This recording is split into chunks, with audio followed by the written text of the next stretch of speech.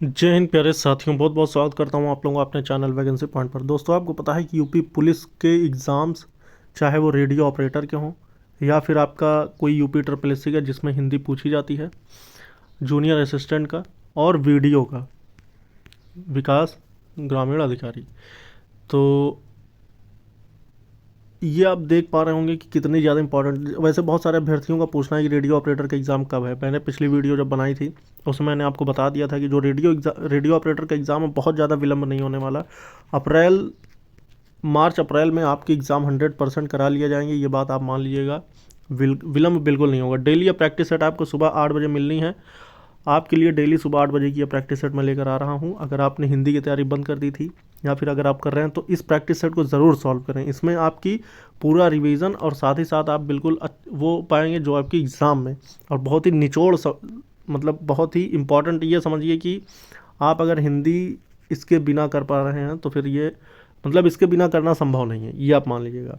बहुत ही important questions मैं लेकर आ रहा हूँ। अच्छा, ये भी बात है कि मैं जो ये क्वेश्चंस लेकर आ रहा हूँ ये प्रीवियस ईयर क्वेश्चंस हैं। प्रीवियस ईयर का मतलब 2010 2009 की भर्ती के बाद से जितने एग्ज़ाम हुए हैं उन सभी भर्तियों के क्वेश्चन पेपर्स मैं इसमें सॉल्व करने वाला हूँ। तो आज के देखेंगे, टोटल मैं 25 क्वेश्चन लेकर आया हूँ। इन 25 क्वेश्चंस को देखेंगे कि इसमें कैसे क्वेश्चन है। आप खुद ही देखकर समझ जाएंगे कितने इंपॉर्टेंट है। अंधेर नगरी नाटक किसने लिखा है? जो पहले का सही ऑप्शन होगा, अंधेर नगरी का जो सही नाटककार हैं, चार ऑप्शन दिया हुआ है। मुंशी प्रेमचंद, गोवर्धन राम यंत्र त्रिपाठी, भारतेंदु हरिश्चंद्र, फकीर मोहन सेनापति। इसका जो ऑप्शन हो जाएगा वो हो जाएगा आपका option number C, Bharatendu Harishchandra. दूसरा देखेंगे, हार की जीत कहानी के कहानीकार कौन है? इसका सुदर्शन, यादवेंद्र शर्मा चंद्र, कमलेश्वर या फिर रांगे राघव। इसका जो सही ऑप्शन होगा वो हो जाएगा आपका सुदर्शन, ऑप्शन नंबर ए। 153 देखेंगे। इसमें कह रहा वापसी किस विधा में रचित है? वापसी जो है किस विधा में रचित है?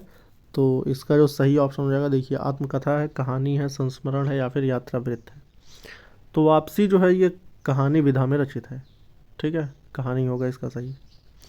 अब देखिए, इसमें संधि विच्छेद से पूछ लिया है कि निर्गुण, निर्गुण का संधि विच्छेद क्या होगा? निधन गुण, निधन गुण, निधन गण, निधन गुण। तो इसका जो सही ऑप्शन होगा वो कौन सा ऑप्शन होगा? तो 154 का बिल्कुल आसान सा है, ये एक विसर्ग संधि है, निधन गुण का निर्गुण हो जाएगा। अध्ययन में कौन सी संधि है? अध्ययन में कौन सी संधि?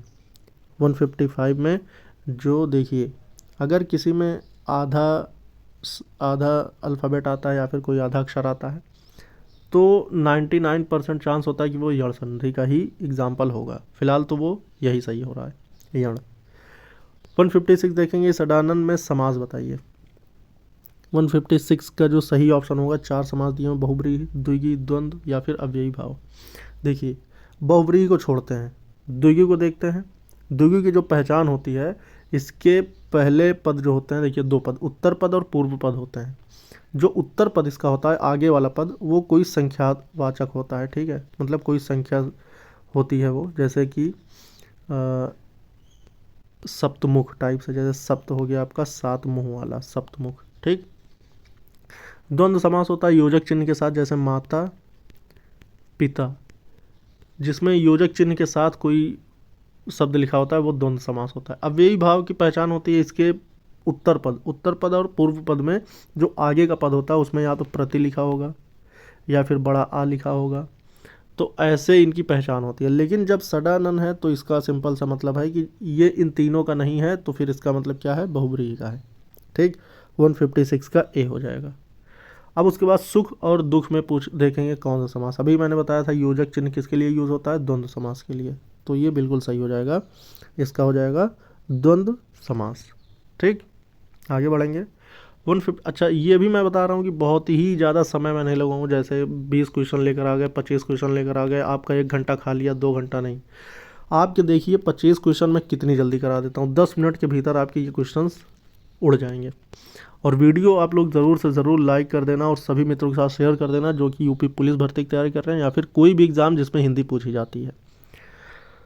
आगे बढ़ेंगे और देखेंगे उजाला का पर्यायवाची क्या होगा। 158 में जो उजाला का पर्यायवाची होगा, मुनासिब हो सकता है कि अंधेरा, हो सकता है कि आलोक या फिर एकांत। देखिए उजाला का मुनासिब तो नहीं होगा, अंधेरा तो विलोम शब्द हो जाएगा, एकांत तो अकेला होता है, लेकिन आलोक जो होगा ये आपका पर्यायवाची हो जाएगा। ठीक है, ऊँट का पर्यायवाची बताएं।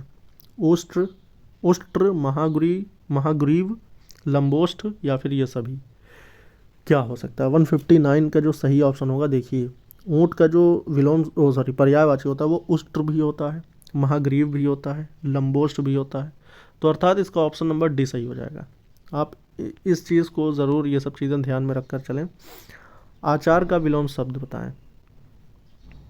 आचार का विलोम शब्द बिल्कुल आसान है, कहते नहीं आचार योजक चिन्ह के साथ अनाचार, ये आचार और इसका अनाचार, मतलब कि इसका विलोम शब्द अनाचार। ठीक, 161 देखेंगे, इहलोक का विलोम शब्द क्या होगा? विलोम शब्द के बारे में पूछ रहा है, तो इहलोक का विलोम शब्द जो हो जाएगा वो हो जाएगा परलोक। दोस्तों मैं आपको बता दूं कि मैं टॉपिक वाइज भी आपके 20 से 25 क्वेश्चन लेकर आऊँगा। जितने भी टॉपिक आपकी यूपी पुलिस या फिर यूपी SSS में, चाहे वीडियो की बात हो, चाहे जूनियर असिस्टेंट, चाहे पेट या फिर लेखपाल की बात हो, या फिर यूपी पुलिस की बात कर लें, चाहे रेडियो ऑपरेटर की बात हो, या फिर सिविल PSC की बात हो, या फिर आपका कोई भी एग्ज़ाम हो, इन सभी के लिए जो टॉपिक वाइज मैं प्रैक्टिस सेट डेली सुबह 8 बजे, ये 8 बजे क्लास आपकी फ़िक्स है दोस्तों। आप 8 बजे की क्लास जब देखेंगे, कोई ना कोई हिंदी की क्लास आपको मिलेगी, चाहे वो टेस्ट हो या फिर प्रैक्टिस सेट हो या फिर टॉपिक वाइज हो, ये डेली मिलनी है। तो चैनल को ज़रूर सब्सक्राइब कर लेना, ताकि इन वीडियोस को, इन क्लासेस को आप देख सकें और इससे फ़ायदा उठा सकें। इति का विलोम शब्द कौन सा होगा? इति तो बहुत ही बार पूछा गया है। 162 का जो सही ऑप्शन होगा, इति का विलोम शब्द अथ हो जाएगा। ठीक, 163 देखेंगे, मुश्किल से खाया जाने वाला कहलाता है, मतलब एक वाक्य के लिए एक शब्द बताने हैं आपको। जो मुश्किल से खाया जा सकता है उसे क्या कहते हैं? मुश्किल से खाया जाने वाला, 163 का ऑप्शन नंबर हो जाएगा दुर्भिक्ष। ठीक है, मुश्किल से खाया जाने वाले को क्या कहते हैं? दुर्भिक्ष कहते हैं। ठीक, आगे बढ़ेंगे। जंगल में लगी आग, तो बताना जंगल में लगी आग को क्या कहते हैं? जंगल में लगी आग, बहुत आसान सा क्वेश्चन हो गया ये भी। देखिए, अब अग्निय, दावानल, हावानल या फिर नावानल। तो दावानल जो होता है उसे अग्नि में, जंगल में लगी आग को दावानल कहते हैं। दोस्तों बहुत ही कम समय में आपके मैं 25 क्वेश्चन कराता हूँ, मैक्सिमम 10 मिनट ही लगते हैं। तो ऐसी क्लासेस जो कि आपके रिवीजन, फास्ट रिवीजन के तौर पर हो, ऐसी क्लासेस आप ज़रूर देखें, इससे आपका बेहतरीन तैयारी होने की संभावना ज़्यादा रहती है। ठीक, यज्ञ तत्सम शब्द का तद्भव रूप क्या होगा? यज्ञ एक तत्सम शब्द है, इसका तद्भव रूप क्या हो सकता है, ये इसमें बताना है। तो पहला ऑप्शन है यज्ञ, दूसरा है यज्ञ, तीसरा है अज्ञ और डी है होम्य। तो जो इसका 165 का जो सही ऑप्शन हो जाएगा वो हो जाएगा यज्ञ। ठीक है, अगर तद्भव की बात करें तो यज्ञ तो तत्सम शब्द है, अगर इसके तद्भव की बात करें तो क्या होगा? यज्ञ। ठीक, 166 देखेंगे, निरूपाय में उपसर्ग बताइए। अच्छा, उपसर्ग और प्रत्यय, मैं डेली इसके बारे में बताता हूँ आपको कि उपसर्ग जो होता है किसी शब्द के पहले लगा होता है और प्रत्यय जो होता है वो पीछे लगा होता है। तो निरूपाय का मतलब क्या है? अगर इसको दो भाग में करते हैं तो निर और उपाय बनता है। निर के नीचे हलंत अगर लग जाएगा तो निरूपाय इसका आएगा। ठीक है, तो 166 का जो सही ऑप्शन हो जाएगा, ऑप्शन नंबर हो जाएगा ऑप्शन नंबर बी, निर उपाय या निरूपाय। अब फिर उसके बाद यहाँ पे देखिए आप, निर्यात, ये 167 में निर्यात में कौन सा उपसर्ग है? अब जो 167 अगर आप देखेंगे तो इसमें भी क्या है? निर्आयात। निर्आयात का मतलब, देखो आयात का मतलब जो आता है, निर्यात का मतलब जो जाता है। तो निर इसमें भी आ जाएगा आपका उपसर्ग। ठीक है, अब 168 देखेंगे, 168 में कह रहा है, ये अब आपकी लोकोक्ति या फिर मुहावरा कह सकते हैं। आगे नाथ न पीछे पगहा, अगर आप ग्रामीण क्षेत्रों से होंगे तो ये बहुत ही ज़्यादा प्रचलित कहावतें हैं। आगे नाथ न पीछे पगहा लोकोक्ति का सामान्य अर्थ क्या है? या फिर पुराने लोग जो होते हैं वो ये सब बातें कहते हैं, नए लोगों में तो ज़्यादा नहीं देखने को मिलता है, लेकिन जो गाँव के नए लड़के होते हैं ना, वो बहुत बोलते हैं। मतलब ऐसे उनको बहुत सारी चीज़ें याद रहती हैं। हमारा एक मित्र है, मैं भी मतलब गाँव से ही बिलोंग करता हूँ, तो मेरा एक जो मित्र है ना, वो भी ऐसी बहुत सारी, उसको भी पता है, वो भी बोलता रहता है। तो मुझे भी पता है अब तो फ़िलहाल, जब पढ़ने लगा हूँ, मतलब जब इन सब चीज़ों के बारे में ज़्यादा ही देखा तो आने लगा। तो 168 का पहला देखो, इसमें कह रहा है कि अपने उद्देश्य से भटक जाना, सबको अपने जैसा मानना, जिसका कोई ना हो, या फिर परम शांति। आगे नाथ न पीछे पगहा का मतलब होता है जिसका कोई ना हो, ना ही आगे कोई है ना ही पीछे कोई है। ठीक। तो 169 देखेंगे, आँख का अंधा नाम नयन सुख। लोकोक्ति का अर्थ क्या है? आँख का अंधा नाम नयन सुख। आँखों, अंधों की आँख होना, आँखों की ज्योति का जाना, गुण के विपरीत नाम, या हर चीज़ का कारण होना। जो 169 का सही ऑप्शन होगा वो होगा गुण के विपरीत नाम। आँख का अंधा है और नाम नयन सुख, मतलब कि आँखों का अंधा हो और नाम उसका कैसा हो? नयन सुख टाइप का। ठीक है, तो गुण के विपरीत नाम। 170 देखेंगे, 170 कह रहा कलेजे पर सांप लौटना मुहावरा किस? ये बहुत ही आसान है, इसका जो होगा ईर्ष्या या जलन होना, कलेजे पर सांप लौटना।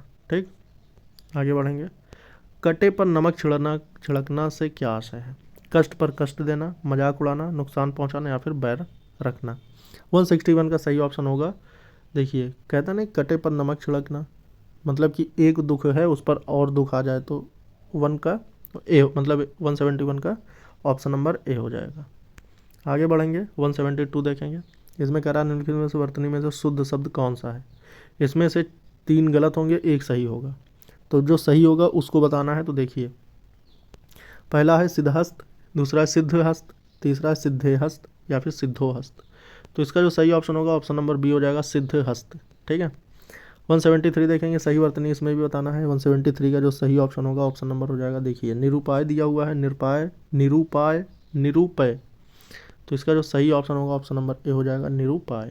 ठीक, इसका अगर संधि विच्छेद करेंगे तो निर्धन उपाय आएगा। किसे सर्वश्रेष्ठ रस माना जाता है? ये बहुत ही आसान क्वेश्चन है। 174 का जो सही ऑप्शन होगा, मतलब आसान का मतलब कि जो पढ़े आसान है, लेकिन ये वेरी वेरी इंपॉर्टेंट क्वेश्चन हैं ये सब। आप ये मान लीजिए कि यही क्वेश्चन हैं जो रिपीट होते हैं।